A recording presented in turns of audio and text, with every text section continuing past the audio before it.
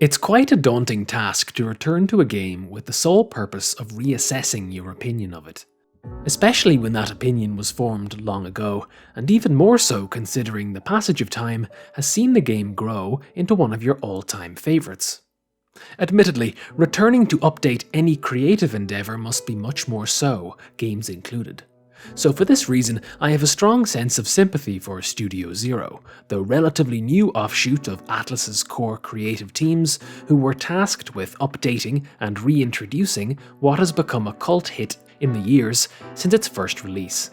With this in mind, this review serves two distinct purposes: to examine the changes to this newly updated version of Catherine, and also to serve as my more mature take on a particularly mature, if absurd, game. So, with this in mind, let's see what Catherine Full Body has to offer.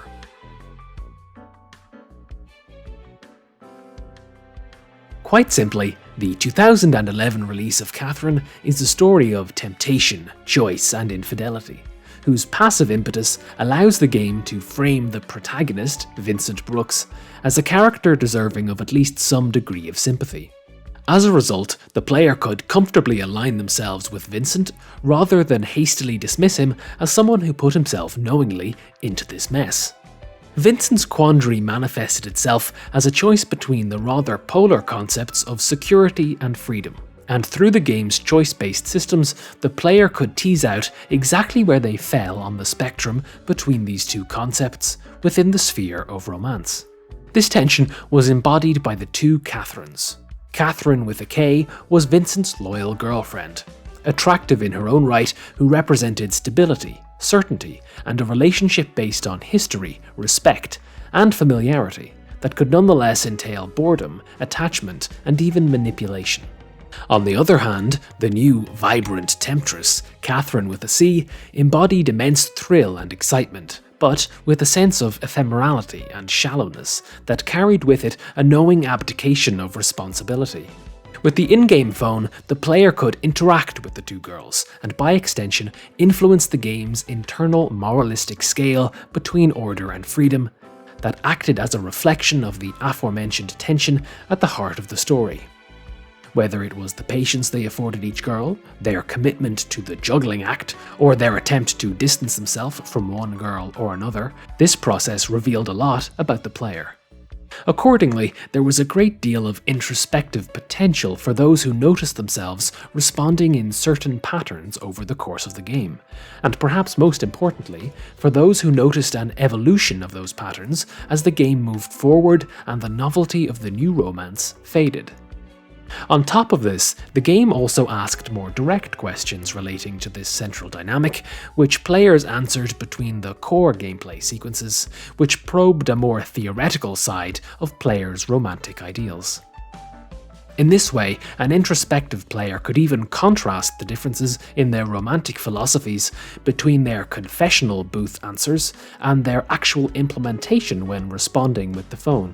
This moralistic scale opened itself to criticism as just another iteration of a fairly vacuous Paragon Renegade system that was pervasive in the 7th generation of consoles, especially considering the cherubic moral simplicity of its visual representation.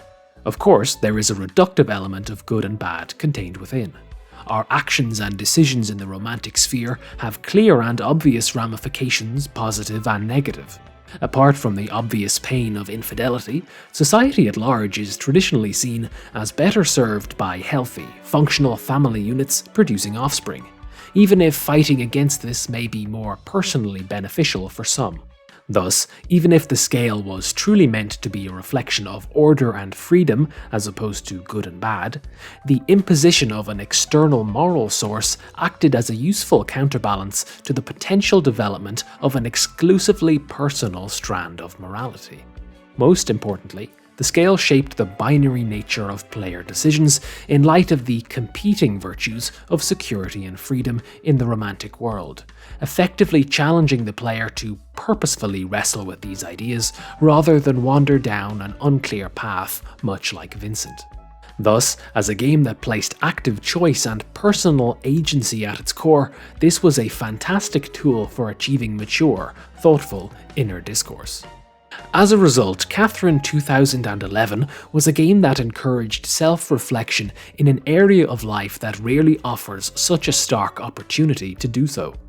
This included how the player sees relationships, their purpose, their value, and by importing some societal conceptions of how their actions should be viewed, encouraged a degree of external reflection while they did this. Mixed in were a few other influences that were consequential to Catherine's narrative path. Helping the patrons of the stray sheep through their own trials and tribulations was a rewarding process that lent the player both a sense of urgency and also greater power in their own decision-making. This is an Atlas staple common to the Persona games, and it's employed in Catherine too. In fact, it's documented that helping others regulate their emotions helps us regulate our own emotions, decreasing symptoms of depression and ultimately improves our emotional well-being. By extension, therefore, this had the effect of bestowing greater rationality on players, a crucial tool in self-reflection. Of course, most of what I have mentioned is player-defined introspection evoked by gameplay mechanics, but the game's own overt narrative framework allowed it to test, pace, or solidify these revelations within the player. The first part of the story chronicles Vincent's descent into despair, characterized largely by a passiveness and hope that the situation offers resolution itself. Drinking and whiling away time in the bar, in particular, was a neat and effective way of conveying this sense of psychological avoidance to players. As a result, time goes on and Vincent does little to actively resolve the problem, and he hurtles towards calamity. Finally, the truth of his infidelity emerges, and Catherine with a K promptly dumps Vincent's ass. This loss, and the subsequent resolve it engenders, act as major incentives for the player to make something concrete of the ideas that the game has so far offered them as food for thought. This is a major turning point, and Vincent's new resolve is a hugely important moment of personal empowerment for both the character and the player. So it's no surprise that it's from here that the game branches off into its separate ending paths. The latter half of the game really is an excellent tying together of player-defined introspection and predetermined narrative timing that leads the player to forming resolution exactly when the game wants, allowing for release in terms of narrative tension, gameplay, and even musical climax. The final struggle against Thomas Mutton then puts this new resolve to the test as players fight for their future. It's so appropriate that when the root of Vincent's issues comes to light, it transpires to be the incarnation of the bar that was the source of Vincent's avoidant behaviour. I think this is a perfect point to discuss how gameplay served Catherine's story. Of course, as a tale primarily about infidelity, the grueling and sometimes horrific gameplay sequences were at the most basic level a way of reflecting the burden of guilt Vincent must shoulder. More importantly, these nightmares are initially framed as something inflicted upon you, but when Vincent reaches the aforementioned denouement, he now chooses the nightmares as the vehicle for his salvation. This in particular is what's important about Catherine's style of gameplay. At first, it's more reactive. The player stumbles and bumbles their way through an intimidating gauntlet of levels, but the process of improvement is one of becoming more proactive. You master the tools and gain the experience to start imposing yourself more on the fluid and amorphous challenges that face you, just as Vincent and the player do in the storytelling side of the game. When discussing how gameplay serves story, many games find neat ways of mirroring narrative themes within gameplay, but Catherine goes a step further and manages to mirror the game's thematic evolution within its gameplay as well. This is achieved by Catherine's particular hybridization of puzzle solving and platforming under duress. This combination imposes an improvisational nature on gameplay that can nonetheless still be manipulated by proactive players. The allegory here, of course, is finding agency in a world that can often sweep you away and feel intimidating and uncontrollable. In other words, romance and relationships. This, above all else, is Catherine's greatest accomplishment. At a more basic level, the gameplay had value in and of itself. As a puzzle game lower on complexity but more demanding when making decisions under pressure, it was in itself unique. Of course, high-score chasing, the focus of those who championed Catherine's pure puzzle gameplay, such as myself, always sacrifices a degree of gameplay purity by replacing whatever gameplay direction that a less pressurized form of play offers for a more concrete sense of achievement when collecting top prizes. However, the intricacies of the score system that combined difficulty, a combo system, and a safety bonus added a second layer of pressure, so that those who attempted perfect runs did so with a decent enough facsimile of the confluence of thought and action that less polished runs of Catherine also provided. Though it must be mentioned here that few games played at a high level can truly avoid the try and reset formula that over time drains a large amount of novelty from whatever gameplay is on offer. A long-standing criticism of this side of Catherine was a lack of variety to the puzzles in broad terms, meaning it didn't appeal as lasting casual gameplay. I always found this argument to be too reductive, considering that a similar criticism can be levelled at any platformer because all the game's levels simply involve reaching an endpoint at the right side of the screen. Though I've defended it here a lot, Catherine's gameplay was not flawless. There were camera issues that arose in tight spaces or during boss levels that were unfortunate, and the strange way controls flipped when you scaled the back of the tower could easily become irritating. These praises and criticisms encapsulate the core of Catherine and are a decent summary of the merits of the story and gameplay and how together they become something special. It goes without saying, therefore, that I still believe the original Catherine, in its themes, imagery and reflective purpose, is an exquisitely crafted game, and its mood, tension and narrative resolution still stand out, as do the thrills of its gameplay segments.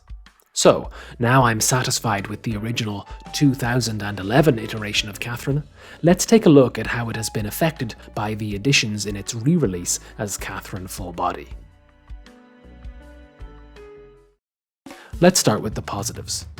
I'm delighted to say that Full Body polishes Catherine's puzzle gameplay experience to a pristine shine by adding an array of quality of life improvements and an entirely new remix mode based on larger tetromino-shaped blocks. In particular, the former adopts a very welcome auto-retry option that skips players back to the point they lost their life, and a slow time mechanic that kicks in when the player is getting close to falling off the stage. These are particularly useful for those who don't have the time to spend mastering Catherine's puzzles, of which I was one for the purposes of this review. The new remix mode will likely be greeted fondly by returning players as a fresh perspective on puzzle under duress, but beyond this may feel less improvisational than the original mode because the larger blocks offer fewer solutions and in this way leans further into the criticism I've mentioned above. Nonetheless, it doesn't alter the gameplay dynamic drastically, it simply changes its emphasis. In other words, although solutions are more limited, with fewer blocks to move, execution is faster, and thus the overall process is slowed up front and accelerates when you've found the answer. On top of this, a handful of new stages bring a few new block mechanics to the fore that I feel complement Catherine's delicate balance of pressure and precision. It's fair to say, therefore, that almost all of the new gameplay additions in Catherine Full Body are extremely positive. However, the same can't be said for the new narrative changes Full Body serves its players. The first and most noticeable inclusion is the brand new character, Rin, who functions ostensibly as a third love interest for our indecisive but sympathetic protagonist, following a chance meeting between the two, after which Rin is slowly woven into the original tale. New scenes and dialogue between original characters referring to Rin is mixed in with older scenes, as well as a few new scenes pertaining to the two original Catherines. Some of these new scenes add substance to Vincent's history with Catherine with a K, and act as an interesting addition to the pre-existing romantic quandary by framing Vincent's new tryst more solidly as a tale of temptation, which is an interesting take on proceedings. The new scenes devoted to Catherine with a C, however, are not as successful, changing the tone of the character slightly and betraying a little too much of what is revealed later in the game. Nonetheless, these are really just aperitifs compared to the more substantive additions that Rin brings, who is both intriguing in herself and embodies some interesting topical issues within the romantic sphere. Despite these virtues, there are issues related to the new content dedicated to Rin that are less about its substance and more about its implementation. In essence, Rin is positioned as a romantic alternative to the two Catherines, and acts as a more idealized route of infidelity for Vincent, and specifically a very innocent one. However, as the story progresses and revelations are made about Rin, her addition to the story begins to serve as a major distraction. For example, there's a particularly tense moment during which Vincent is threatened by a confrontational man who claims he is also entangled with Catherine with a C and is aware of Vincent's affair with her. Despite this threat, this is immediately followed by a scene with Rin in pajamas that serves as nothing more than comic relief, or as another reminder of Rin's innocence in contrast with the more direct and sexually imposing Catherine with a C. It's interesting to witness the beginnings of such an idyllic romance, and this blooming relationship is a commendable way of introducing alternative ideas of sexuality into Catherine, but it does little to enhance or inform the idea at the heart of the original game, which remains concerned with the contrast between comfort and thrill and the balance we choose to pursue in our romantic lives, no matter what your sexual proclivity may be. With that in mind, it's hard to see how Rin really adds much to that picture and only represents a narrative offshoot about non-traditional relationships that is interesting, but serves to make the central dynamic of the first game that was so compelling less focused. The scene I've mentioned is only one of many instances of how a new character detracts from the central conflict of Catherine. In another instance, Catherine reveals that she may be pregnant to Vincent, and the two Catherines then come within a hair's width to bumping into each other. Instead of transitioning to the scene that played after these revelations in the 2011 release that gave the player an opportunity to reflect on these tumultuous events, a new scene is instead inserted between that is a bizarre, if humorous interaction where Rin shows Vincent all the toys in her room and really serves little narrative purpose. On top of this, as more story plays out, the mystery about Rin's past, the subsequent revelations about her character, and most importantly, her disappearance, then undermine the most crucial moment of denouement in the game, when Vincent finally musters the courage to dump Catherine with a C. It's difficult to understate just how important this particular moment is as a turning point for both Vincent and the player, but the events that transpire regarding Rin are a major disturbance. This all amounts to an unclear and unfocused unwinding of all the narrative strands that the original Catherine so delicately wove, and if players choose to stick to the original endings, Rin's disappearance overshadows any sense of conclusion most of the game's endings can offer. If instead you resolve to finish Rin's ending route, there are valuable ideas contained within that represent a subversion of traditional sexual norms and are made manifest by the fracturing of the moral scale within the game. Although the substantive ideas Rin embodies are interesting, important, and indeed were personally thought-provoking, the extent to which the game believes Rin represents some departure from the story's core conflict, as this breaking of the scale suggests, is troubling, and leads me to draw a distinction between the romantic and sexual sides of Catherine. It's important to remember that the game's moralistic scale did not represent our sexual choices, it represented our romantic choices that have indirect social consequences, and only by extension have moral implications. The scale never indicated your sexual preferences, it pertained to fidelity, or lack thereof. If anything, as another new romance option, Rin represents exactly the same thing as Catherine with a C.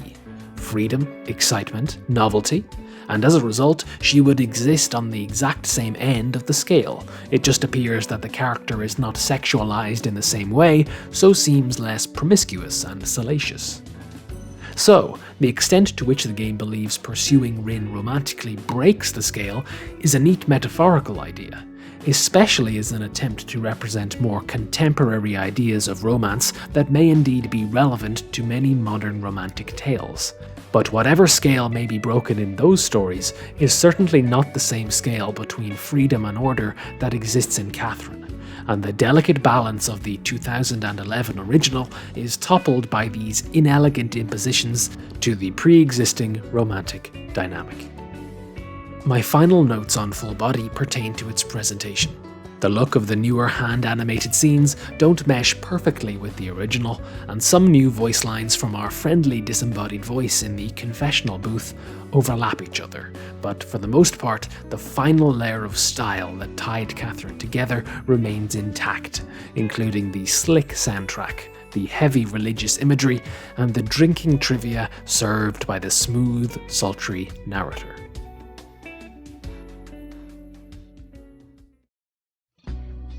At the outset, I voiced my concerns that time may have tarnished my opinion of Catherine as a mature, absurdist tale. So as I sit here at the close, I'm delighted to say it remains untarnished.